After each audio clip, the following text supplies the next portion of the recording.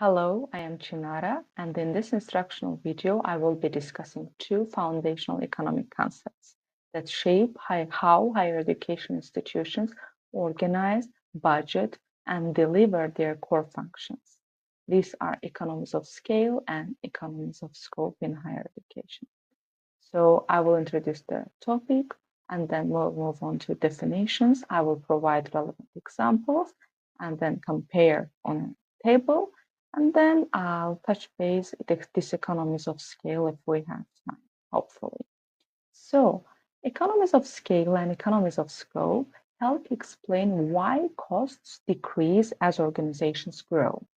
During periods of financial pressure, administrators look to these concepts to increase efficiency and reduce the cost of educating students, as Kretavix and Eckert cites.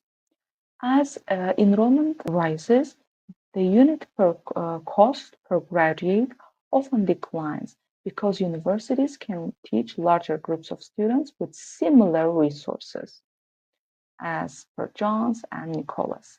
So as the illustration describes, there are lower costs and higher efficiency. So let's move on.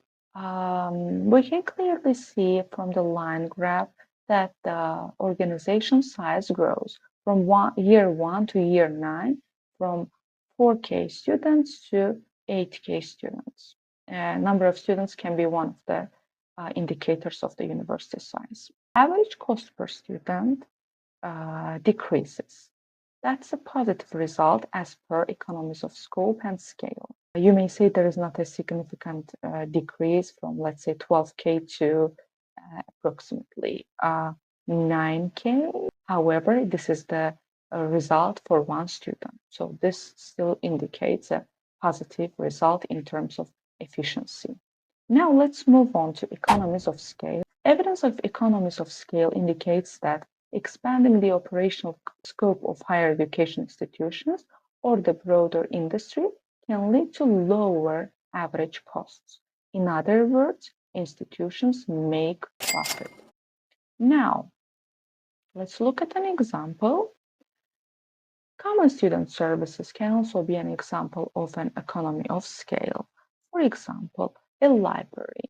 It can be used by thousands of students, faculty, and guest visitors.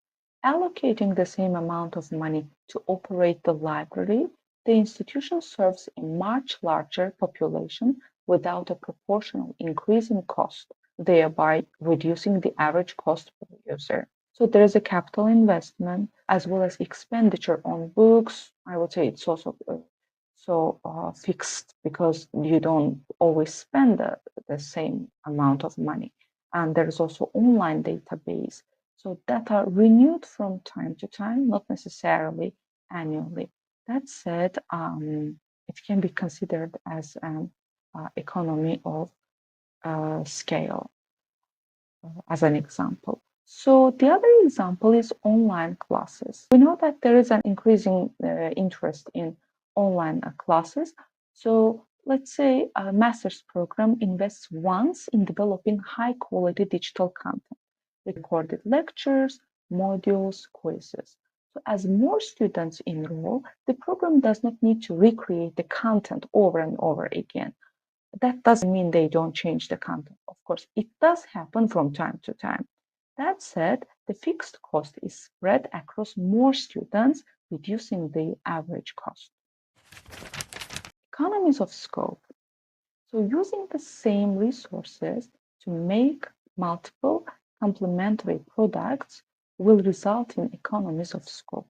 In higher education, this concept is particularly relevant because universities simultaneously engage in teaching, research, student support services, and community engagement. So, as an example, a faculty member it's not a secret that has multiple responsibilities, including teaching, research, and service. DeWitt also provided an example to what I wanted to describe, excluding service, probably because of the difference between higher education systems. So, relevantly, the same faculty member teaches courses in multiple programs or departments, let's say education and psychology. And their research projects can involve students from different programs, inform multiple courses. Finally, the service, they contribute to committees, mentoring programs, institutional initiatives, and across departments. So what happened here? There's one faculty member providing different services, fulfilling different responsibilities for the same salary. So there is no change in the cost. However, there are multiple responsibilities that are fulfilled that can describe economy of scope. Next example. So a school offers both Bachelor of Arts in Public Administration and Bachelor of Arts in International Studies. So if we offer foundational courses, say statistics, research methods, microeconomics, for the same programs, because for the first years, they will overlap. As a result, it means we can teach these students these courses in the same classroom. That said, we will use the same resources and it will cause the decrease of the costs. So this institution serves more students across multiple programs without increasing any costs. Now, finally, although economies of scale and economies of scope may look different in what I'm going to describe, the final goal is the same actually, to reduce the cost and increase the efficiency, as I highlighted at the beginning. I would say that to provide the comparison, economies of scale focuses on size through lowering costs by producing more of the same output, whereas economies of scope focuses on diversity through lowering costs by producing multiple outputs together. There is a high emphasis on quantity and volume in economies of scale, whereas there is a high emphasis on variety in the economies of scope. Economies of scale is related with standardization, whereas economies of scope is related with diversification. And finally, we can achieve economies of scale through cost savings by increasing the production of one item.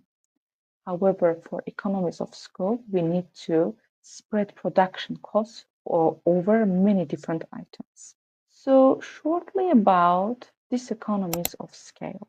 These economies of scale usually happen when a higher education institution grows too quickly, thinking that it can achieve all the economies of scale and scope, which causes a paradox. So why does it happen? First of all, it may happen because of communication issues as the program and the university grows, motivation issues, as well as coordination issues.